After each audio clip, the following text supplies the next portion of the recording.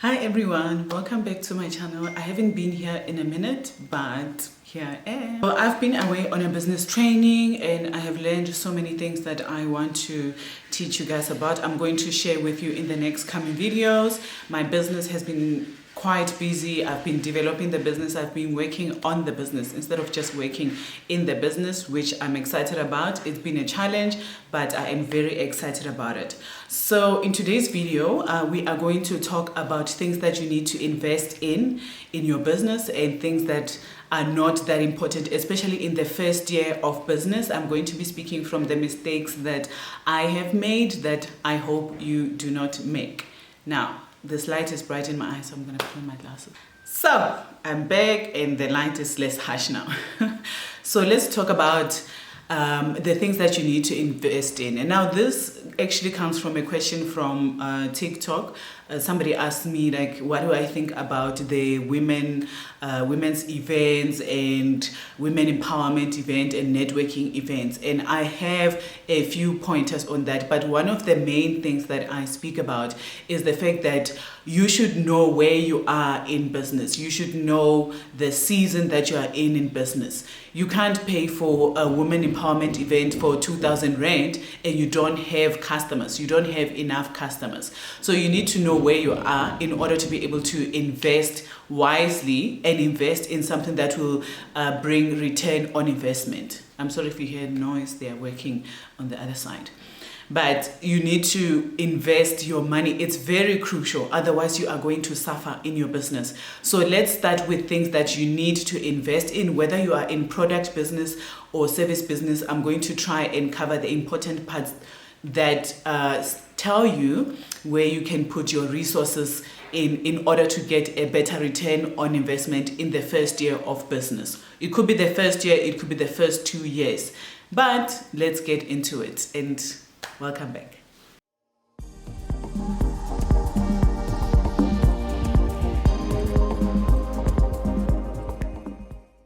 The first thing that I suggest you invest in is customer acquisition. The truth is that without customers, you do not have you don't have a business, you don't have anything. You're just going to keep on putting money in the business without having any customers. So before you can even think about marketing, developing your website, developing this and that, there are people running their business without a website and they are making money. So of course it depends if your business is immediately an e-commerce type of business and you are starting with a website, or if your business is services and you are perhaps a digital marketer or somebody that offers HR consultations or helping people find jobs. Of course, online would be worth the investment, but I would say customer acquisition. How am I going to get my customers? It's one thing to market the business, it's another to get a customer. So to call people and speak to people and tell them this is what I do. To go to shops and say, I would like to have my products, just a small space for my product. The more you speak to people, the more informed you're going to be about which direction to take in your business. So I am telling you now, customer acquisition comes first before anything. When people are rejecting, or when people you thought that are your customers are rejecting your products, you need to be able to pivot. And that's going to give you information. So when they're rejecting the product and you ask them, what is it about this product that you don't like? And then they give you feedback like, it's too expensive for me. Then you know, okay, maybe this is not my market. You go and try a different market where people are willing to spend that amount of money. If people say, no, it's just not for me, then you look for different people. Or if they say, I like it, but I wish it was in this color, then you know, okay, maybe I need to swap my colors. But the more people that you speak to, the more sales and customer acquisition that you do, the more feedback you're going to get, and the more realistic feedback, not idealistic feedback, not an idea in your mind that tells you that people might like this thing. Because if you run on ideas, you're literally just guessing the business and it might not work. You don't have anything tangible, and that's something that I had to learn. Like after I did research, I understood a bit more what my customers want and value, instead of me thinking that this is what they want to do. So in the beginning, of course, you come up with an idea, you come up with a concept, and you bring it to people, but bring it to customers as soon as possible so that you can get that feedback fast, quick, and in a hurry. Okay. Now let's move on to the second thing that you need to invest in your business practically that will bring you your return on investment. The second thing is, of course, marketing and branding. Marketing is not sales. A lot of people confuse marketing with sales. I'm going to speak to you about sales in a simple term. When it comes to sales, this is sales. Hi, I have this phone, it's 3,000 Rand. Do you want it? Oh yes, yeah, I like that phone. I like the iPhone. Give me the phone. And then they give me money. I sold. It's sales. When it comes to marketing, I'm speaking like, this is a wonderful phone. The size is this size. It can fit in your bag quite quickly or easily. It comes in different colors that people like, that are in style right now. And it is better than what is on the market currently. It beats the competition because of the camera, because of the internal memory and all of that. So because of that, I am convincing you to buy, but I'm not asking you to buy. So I'm giving you that thing so that you can go and sit and think about, oh, you know what? I actually am considering that phone, or I am considering, purchasing that thing because of this. So I'm putting it in your mind. That is marketing. In terms of marketing, people are not necessarily going to buy right away. People are going to think about buying. They're going to consider buying your product or buying your, paying for your services. So you need to understand the two. And I feel like business needs both at the same time. You always need to be marketing because you never know who is going to see your product, who needs your product. And you also need to be selling because you cannot wait 3 years, or you cannot wait 6 months for somebody to decide, or for the day to come when that customer or when that person needs your services or needs your product. So they go hand in hand. But if you're a small business, I say target the sales and then work on the marketing. Let the sales part and the customer acquisition part fuel the information that you need in order to market better. So market is pricing, market is where you sell, market is how you sell, market is your messaging, and branding as well. Branding is how you come off, how you show off, how you make the customer feel when they interact with you, when they interact with the people that work for your business, when they interact with your product. Do they like it? Is it quality like you said that it is? So branding and marketing goes into that, and it's the second thing, and it is informed by your customers buying or not buying, or your customers giving you feedback. The third investment that you can make in your business that is so important is technology and the tools that you're going to use and need in your business. That is a good investment.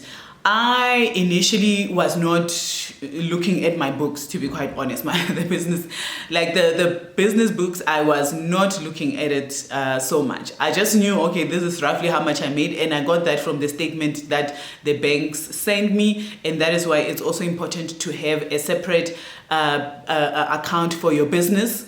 That is separate from your personal. So I would get the statements, I would look at the statements, okay, cool, buy. But now, because I'm looking at getting investors, I'm looking at growing the business, growing in the market, I need to know exactly what I spend my money on. And I need to track that, and I need to do proper invoicing. So I had to invest in certain softwares that are all about business, that are going to help my business, like financial softwares, like bookkeeping softwares, like CRM, customer relationship management software, so that I know how many customers I've contacted, how many customers I've sent emails, how many customers got back to me. Did I call this customer? Did they answer their calls? Did they not? So that I know where my efforts are going and where my efforts are useless, and then I can pivot in the business. So you need to invest in that technology to help you track your marketing, track your finances, track your customer relationship, track your delivery, track the amount that you spend in the business. So you need to invest in some form of technology. You cannot run away from it. the thing is, most of these softwares, they actually offer free. Some of them offer you free for a month for a trial, and then you see if this is something that you need in your business. Some of them are like free completely, but then you are limited to what you can do. So when you're a small business and you still need the basics of the basics, like sending invoices and sending codes professionally and tracking it, they can offer that. So for me, currently I am using Zoho. I'm quite happy with it. I definitely might be investing in it. Please note, I'm not paid by them for this. I'm not sponsored in any way. I'm just sharing what I use in my business. So I hope this video this helps you. You can have a look at it. But yeah, that is what I use for the finances, for the books, for my CRM, and also you can use it for social media management as well. In terms of like the posts, you can schedule posts for when they come out. So you can also track on that side, like how many posts did we post? Did we see an increase in sales once we posted on our social media, or did we not? So business is very, you need to be tracking, you need to track. This is where working on the business instead of in the business comes in. So if you're so much in the business, you do not have time to track all of these little things over time because you are doing them. So when do you get time to track them? You see, so this is where the working on the business and working in the business comes in. Now, I understand in the beginning, it might be difficult to hire somebody as a small business. You're still starting out. I've been on my own for a year. I'm only going to hire now. But I've been on my own for a year and I had to do all of those things. I was able to grow my brand, but I was a little bit limited when it came to customer relationship management, and also in terms of marketing and the capability that I know I have for digital marketing and decision making in terms of where I want the business to go. I just did not have time because I was working in the business. So invest in processes even when you are small. At least if you can look at your books once a month to go through it to say, this is how much I spent on this is how much I spent on petrol, this is how much the customers paid me, how many customers did I have, how did I get the customers, did I get them from social media, on which platform did I get the customers, so it is so important to track. So even if you track once a month, invest in software that will help you in your business processes. So the fourth thing to invest in your business, and this is also going to be informed by the customers that you get, by the research that you have done already, but this is product development. So like I said, if you go out and you are selling to people and people tell you, I like your product, I like them, but I wish this packaging was this way, and then maybe you get 4 people telling you the same thing about your packaging or the sizes, then you're able to say, you know what, maybe I need to change this. And then that is where the product development comes in. This is where you're going to know if you need to try a new product. A lot of people make the mistake of, I made this mistake as well, so I don't want you to make this mistake. I made the mistake of I'm in the candle manufacturing industry, of course. I made the mistake of trying to make all sorts of candles in the beginning without really focusing on a few and seeing what my customers are saying about them, or what people that are interested are saying about the candles. Like, would they even buy, would they invest money? It's nice to look at something and say, wow, that candle is cute, but if they're not taking out their money and giving it to me to purchase the candle, then what is the point? We're not in business to make cute things. We are in business to make things that people are buying. So if people are not buying the product, there's no point in having cute candles that are just sitting on the shelf. They need to go. So I made that mistake of trying to make all sorts of candles that people are not willing to part ways with their money for. So product development comes in from you knowing what your customers and the people that you want to serve want. So a lot of people try to sell all sorts of things and, this is cute, I like this, I like that, I like that. You might like it, and then you think, let me make it. And then nobody pays for it, because guess what? You didn't pay for it. You like it, but you didn't pay for it from somebody else. So think about that part. You like it, you thought it's cute, you want to make it for other people, but you didn't it didn't give you that thing in your heart to say, I need to part ways with my money in order to get this product. So think about it. If you did not part ways with your money to buy that product, chances are people are not going to buy it even though it's cute. Think about that one. So product development is very important. You always need to constantly be moving with the market. And that is the wonderful thing about being a small business. You can literally just change your products, rebrand and all of that, depending on the information that you have, depending on whether people want this type of thing. So while you're doing market research, while you are selling, you see, oh, this is not selling, dump it. With big companies, they cannot afford to test products all the time because it takes a long time for them to take the product to market, and then people don't like it. It costs them a lot of money because when they take the product to market, they're supposed to take it to all the Pick and Pays, for example, or all the Spars or all the Checkers so that they can be tested. Whereas with you have a few customers, those few customers are like, then it's driving you towards the market, you pivot, and then more people are buying. And then when the economy changes and the lifestyles of people change, you're able to quickly change with the people. So that is the wonderful thing about being a small business and doing product development. Last but not least is operational costs. I'm sorry about the noise. I need to film. I haven't filmed in a long time, but it's operational costs. You should not invest too much until you have done everything that you can with what you have in a shorter period of time. So if you can improve something that you are already doing and make sure that you producing whatever that you're producing does not cost too much, then that is the way to go. So for example, say you are making makeup from scratch, or you are making your products from scratch, hair product and all of that. It's best to keep the costs low by investing in a few products, marketing them, and then seeing whether people are buying, instead of buying a lot of products and then sitting with all the products there, and then it costs you a lot of money to produce, but then you're not selling. So you see, so you need to keep your production costs low, and also the material. If you buy high quality material, charge high quality prices. Think about the packaging as well. Is there a way that you can package your products in a cheaper manner than in an expensive thing, and then you have to charge, but then the product itself is supposed to be a cheap thing? So you need to know your market as well. If your packaging looks a certain way, the product must look a certain way, and then the price must be a certain way.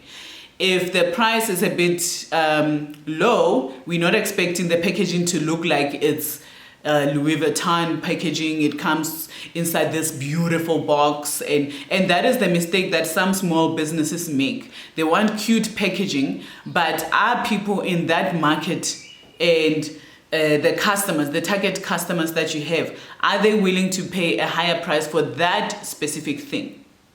You know, if you package it very nicely, because you need to factor in the cost of the package. You see, you cannot just buy cute packaging. It costs 18 Rand a box, and then the thing inside is cheap. People are expecting to buy it for cheap, but now you have to add 13 Rand on top of that. And then people are like, we're not willing to pay that for that. You see, so you need to understand that, and you need to keep that in mind while you're packaging production. Make it as less costly as possible. I hope this video has helped you.